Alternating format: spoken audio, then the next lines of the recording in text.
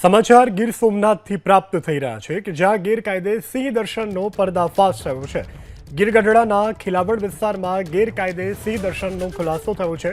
ગેરકાયદે સિંહ દર્શન કરતા 6 શખ્સોને વન વિભાગે ઝડપી પાડ્યા છે।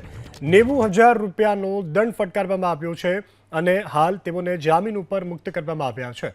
તો ગીર સોમનાથની આ ઘટના છે કે જ્યાં ગેરકાયદે સિંહ દર્શન કરતા જે શખ્સો છે તેની સામે દંડાત્મક કાર્યવાહી કરવામાં આવી છે। 90,000નો દંડ વસૂલીને તેઓને જામીન ઉપર મુક્ત કરવામાં આવ્યા છે। તો 90,000 રૂપિયાનો દંડ લઈ અને ગીર સોમનાથમાં કાર્યવાહી કરવામાં આવી છે। ખીલાવડ વિસ્તારમાં ગેરકાયદે સિંહ દર્શનનો ખુલાસો થયો છે। સમાચાર ગીર સોમનાથથી પ્રાપ્ત થઈ રહ્યા છે કે જ્યાં ગેરકાયદે સિંહ દર્શનનો પર્દાફાશ થયો છે।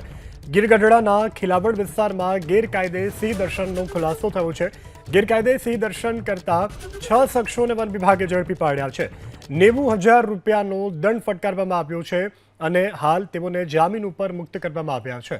તો ગીર સોમનાથની આ ઘટના છે કે જ્યાં ગેરકાયદે સિંહ દર્શન કરતા જે શખ્સો છે તેની સામે દંડાત્મક કાર્યવાહી કરવામાં આવી છે।